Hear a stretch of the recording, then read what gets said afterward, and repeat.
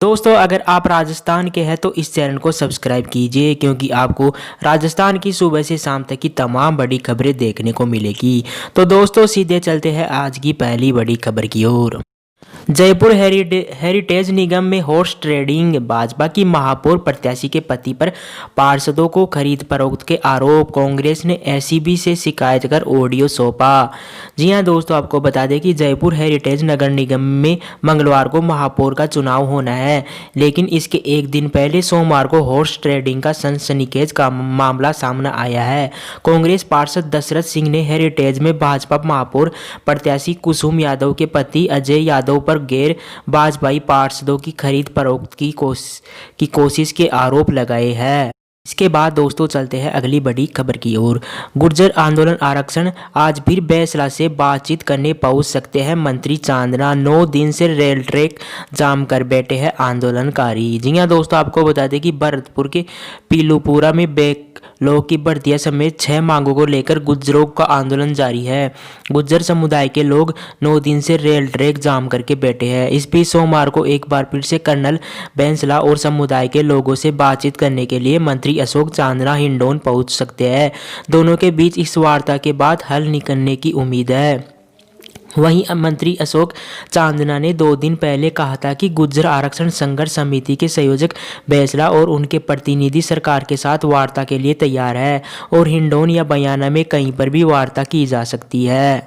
इसके बाद दोस्तों चलते हैं अगली बड़ी खबर की ओर। नागौर की फैक्ट्री में भीषण आग, सिलेंडर में ब्लास्ट होने से फैक्ट्री की छत की पट्टियां उड़ी। हादसे के बाद आसपास के लोग जान बचाकर भागे। जी हां दोस्तों, आपको बता दें कि शहर के लुहारपुरा स्थित एक प्लास फैक्ट्री में रविवार रात अचानक लगी भीषण आग से इलाके में दहशत मच गई।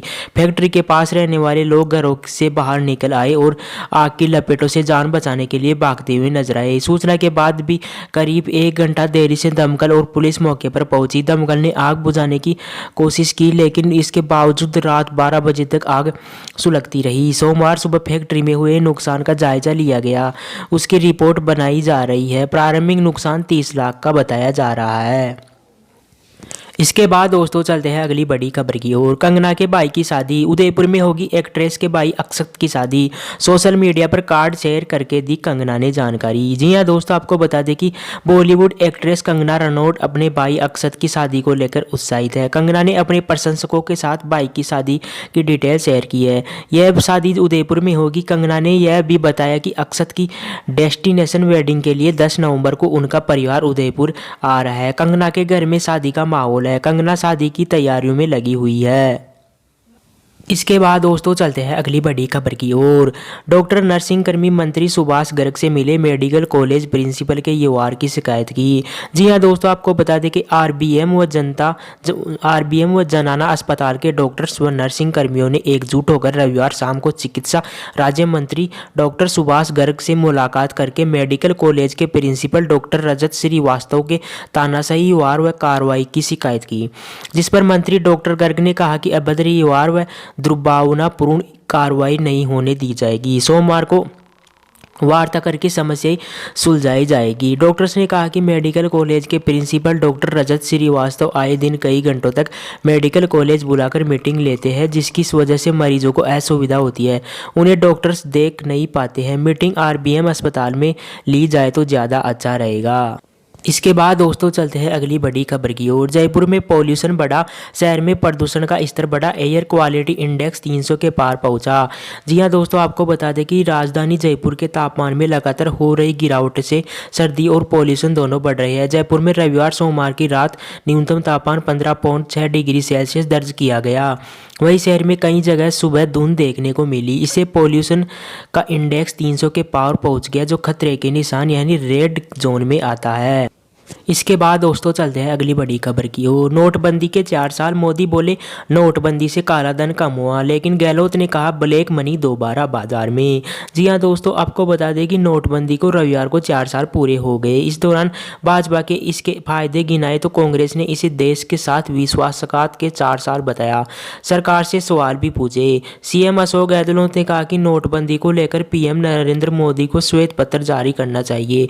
देशवासियों को बताया कि इससे क्या फायदे फ़ायदा हुआ और क्या नुकसान। यही लोकतंत्र है। लोकतंत्र में जनता को बताना पड़ता है कि हमारे फैसले का क्या हुआ। आज देश आर्थिक संकट से गुजर रहा है, चाहे जीएसटी के कारण हो या नोटबंदी के कारण हो या कोरोना के कारण हो। नोटबंदी के समय पीएम ने कहा था कि 21 दिन में सब ठीक होगा, लेकिन आज स्थिति खराब है। इसके बाद दोस्तों चलते हैं अगली बड़ी खबर की ओर। 500 करोड़ की हेराफेरी। भाजपा सरकार के कार्यकाल में हुए कार्यों की जांच में सामने आई 500 करोड़ की गड़बड़ी। जी हां दोस्तों, आपको बता दें कि प्रदेश में अब गांवों व खेतों में गुजरने वाली बिजली लाइनों को केबल में बदलकर अंडरग्राउंड नहीं किया जाएगा। बिजली की ओवरहेड लाइन की तुलना में अंडरग्राउंड केबल डालने में 5 से 7 गुना ज़्यादा खर्चा आता है। इसके साथ ही केबल खराब होने पर कई दिनों तक सही नहीं हो पाती तथा पूरे इलाके में सप्ताह से भी ज़्यादा तक समय बिजली गुल रहती है। पिछली सरकार के दौरान अंडरग्राउंड केबल करने के नाम पर 500 करोड़ रुपए की गड़बड़ी होना बताया जा रहा है। गांव व खेतों में बिजली लाइनों को बिना जरूरत ही अंडरग्राउंड करने वाली एक्सईएन व अधीक्षण अभियंताओं की जांच करवाकर चार्जशीट देने की कार्रवाई की जा रही है। इसके बाद दोस्तों चलते हैं अगली बड़ी खबर की ओर। निजी स्कूल और सरकार आमने सामने। निजी स्कूल बोले सरकार 11 लाख शिक्षकों की नहीं सुन रही। 4 दिन से 50,000 निजी स्कूलों में ऑनलाइन क्लास भी बंद। जी हां दोस्तों, आपको बता दें कि फीस कटौती के आदेश को लेकर अब निजी स्कूल संचालक और सरकार आमने सामने हो गए हैं। निजी स्कूलों का चौथे दिन भी विरोध जारी रहा है, लेकिन इसका खामियाजा 50,000 निजी स्कूलों में पढ़ने वाले उन छात्रों को उठाना पड़ रहा है जिनकी 4 दिन से ऑनलाइन क्लास भी बंद है। निजी स्कूल संचालकों ने सरकार पर अनदेखी करने का आरोप लगाते हुए कहा कि उनकी मांगे नहीं मानी जा रही है, इसलिए सोमवार को उन्होंने राज्यपाल से मिलने और धरना देने का ऐलान किया है। इसके बाद दोस्तों चलते हैं अगली बड़ी खबर की ओर। अवैध बजरी खनन के नाम पर वसूली के लिए माफिया ने गांवों में विकसित कर लिया समानांतर सिस्टम। जी हां दोस्तों, आपको बता दें कि अवैध बजरी खनन करने वाले लोगों को ई रवाना देना होता है। सरकारी कार्ड रिकॉर्ड के अनुसार 35 रुपये प्रति टन के हिसाब से ये चुकाया जाता है और एक गाड़ी की 1200 से 1400 रुपये तक ई रवाने की पर्ची कटती है। ऐसे में अवैध बजरी भरकर ले जाने वाले ट्रक को 5 से 7 जगहों पर 200 से 200 रुपये या इससे अधिक भी चुकाना होता है, यानी कि एक ट्रक को 1000 से 1800 रुपये तक गांव को चुकाना पड़ता है। नदी से बजरी बनने का अलग खर्च करना पड़ता है। इस लिहाज से अवैध वसूली की राशि कई बार सरकारी ई रवाना के बराबर हो जाती है। ऐसा इसलिए क्योंकि एक जगह मंदिर तो दूसरी जगह गौमाता के नाम से चंदा चुकाना पड़ रहा है, वहीं इस राशि की रसीद तक दी जाती है। उधर इस काम में जुटे युवाओं को प्रतिदिन 2 से 5,000 रुपये तक मिलते हैं। प्रति गांव में बजरी माफियाओं से इस तरह से लाखों रुपए की अवैध वसूली का खेल चल रहा है। इसके बाद दोस्तों चलते हैं अगली बड़ी खबर की ओर। बैंसलाने की आंदोलन तेज करने की अपील, हिम्मत बोले बैकलॉग की मांग असंवैधानिक। जी हां दोस्तों, आपको बता दें कि एमबीसी कोटे में बैकलॉग की भर्तियां समेत 6 सूत्री मांगों को लेकर पिछले 8 दिन से मीलूपुरा रेलवे ट्रैक पर बैठे बैंसला गुट के आंदोलनकारियों का रविवार को भी कोई हल नहीं निकला है। हालांकि 1 सप्ताह बाद बातचीत होने पर सहमति बनी है, लेकिन अब वार्ता स्तर को लेकर कसमकस बनी हुई है। बैंसला गुट चाहता है कि सरकार के दूत वार्ता करने के लिए पीलूपुरा रेलवे ट्रैक पर ही आए, जबकि खेल मंत्री अशोक चांदना इसके लिए तैयार नहीं है। इसके बाद दोस्तों चलते हैं अगली बड़ी खबर की ओर। राजस्थान लोक सेवा आयोग असिस्टेंट और प्रोफेसर के 918 पदों के लिए आज से कर सकते हैं ऑनलाइन आवेदन।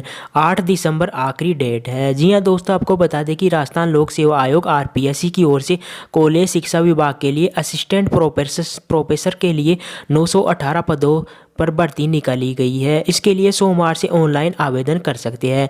31 विषयों के लिए निकाली गई इस भर्ती के लिए अभ्यर्थी 8 दिसंबर तक ऑनलाइन आवेदन कर सकते हैं।